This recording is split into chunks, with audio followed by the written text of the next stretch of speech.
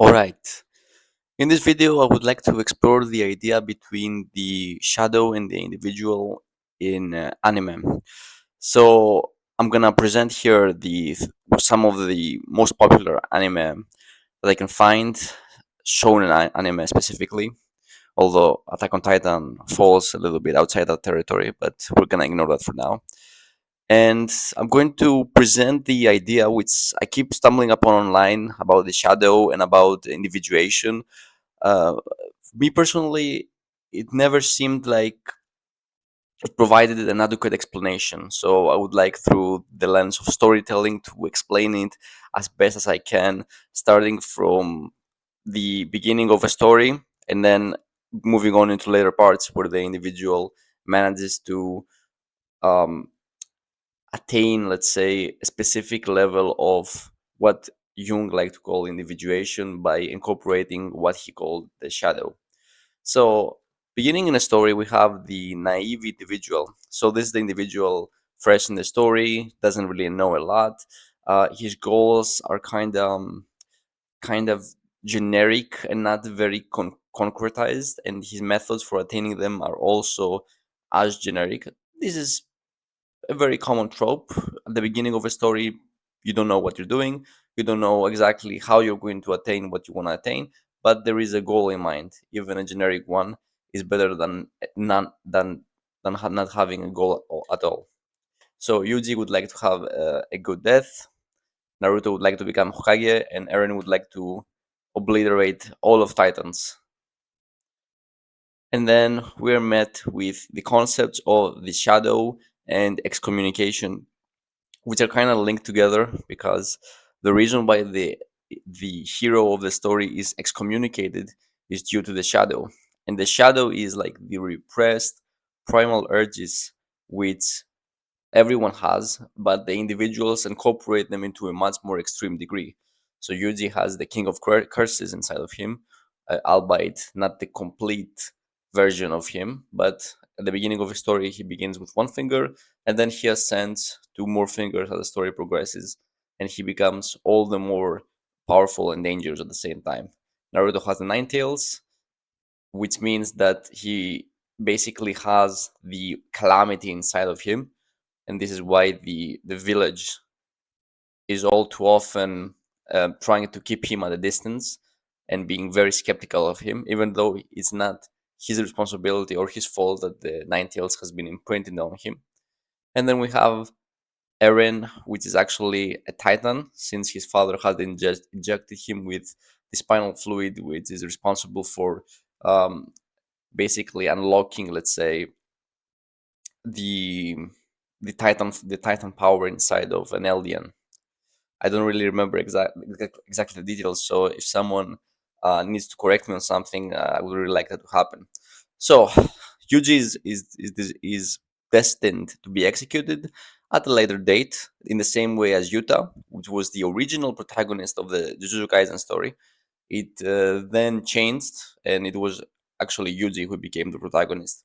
Naruto was always excommunicated by his tribe. Even his mentors were afraid of him. He had a very distant relationship with other classmates, and which is why he also found Sasuke to be someone who was closer to him than anyone else, because he shared this loneliness, this um, abolition of a collective identity.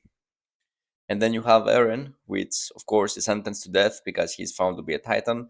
And in his universe, Titans are the most abysmal, abhorring entity that you can encounter. So it's basically the incarnation of death itself.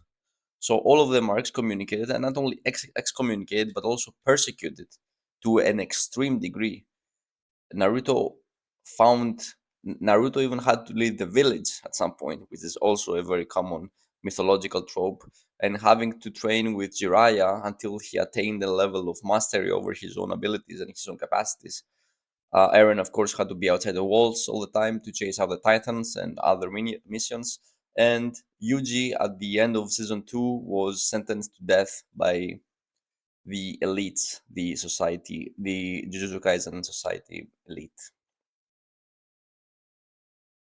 So what happens is that usually these heroes find some kind of father mentor, which is going to which has trust in their potential for becoming more than they are. This is the archetypal trope of the mentor father, someone who will take the unrealized potential of the student and to encourage the development of what they have inside, even if that inside is the most terrible of calamities, like in the case of the other three protagonists.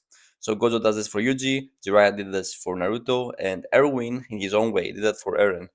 For Eren, is a little bit more difficult because the story is not exactly coerced in the same way that Jujutsu Kaisen and Naruto are, which are in some sense closer.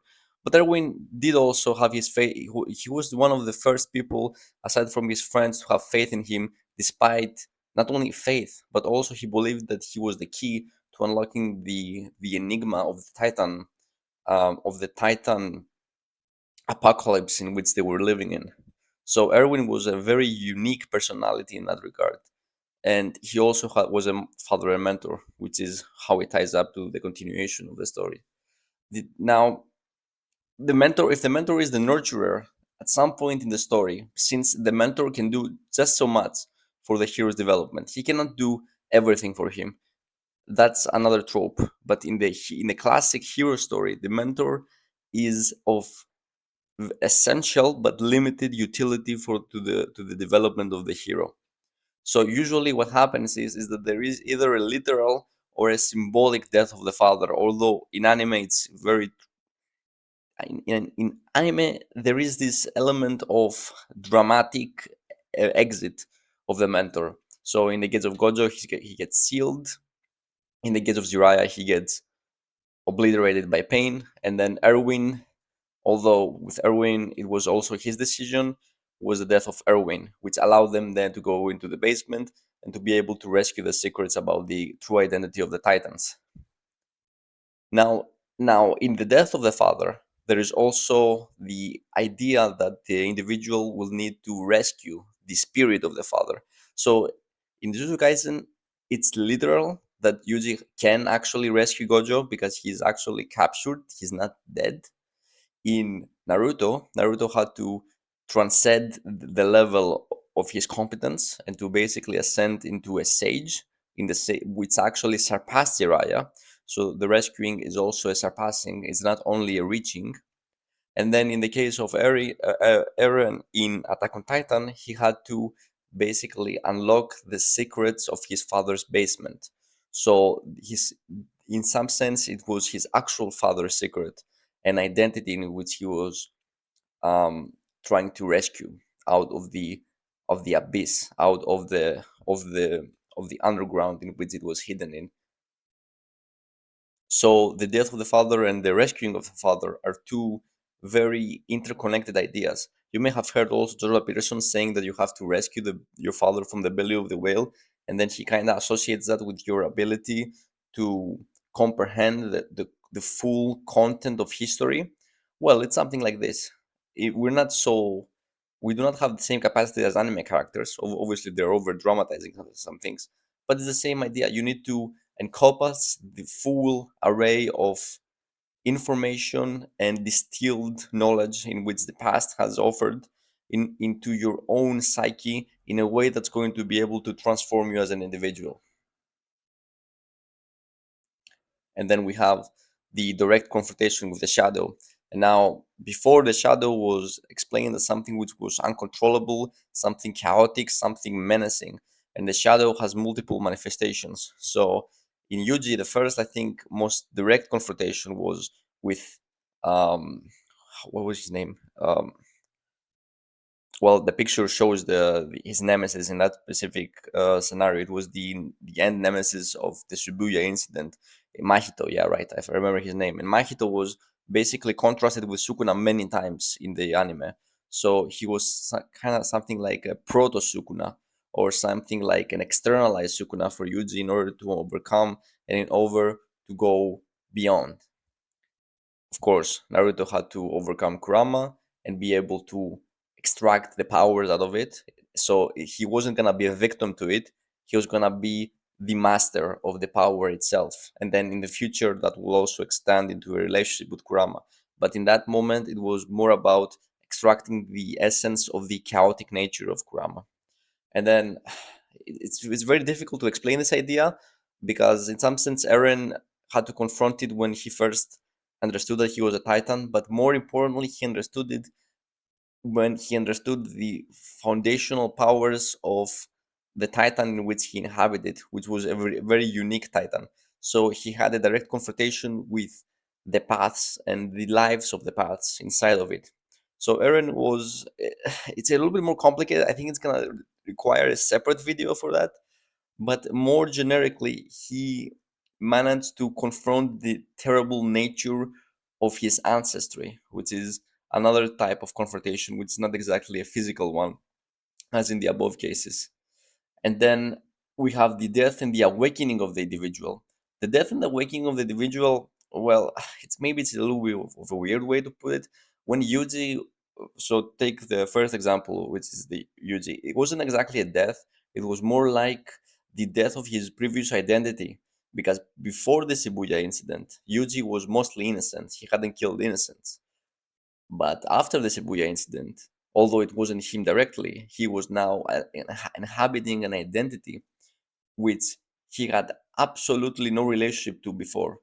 So now he's a murderer, and not only murderer, a genocidal mass murderer, due to the fact that Sukuna managed to get a hold of his body for those couple of hours or however long it was, and he basically obliterated like 80-95% of the population in Shibuya at the time of the event.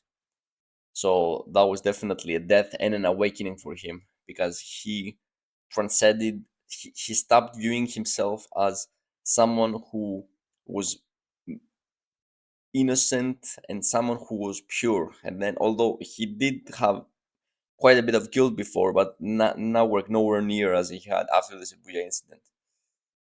And then we have Naruto when he died in the fourth Shinobi War.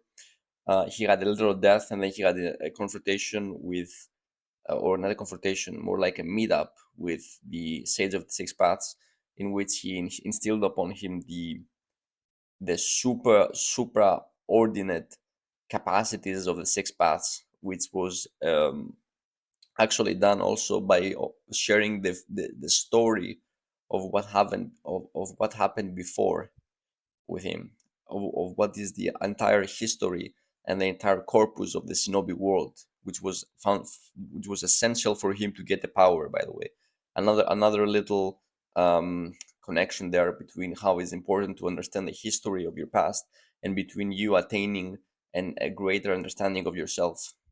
And then and then when Eren hits the hand of Historia, he had something like an epiphany, but he also understood his broader place into the entire scheme of things rather than just an individual who wanted to eradicate titans.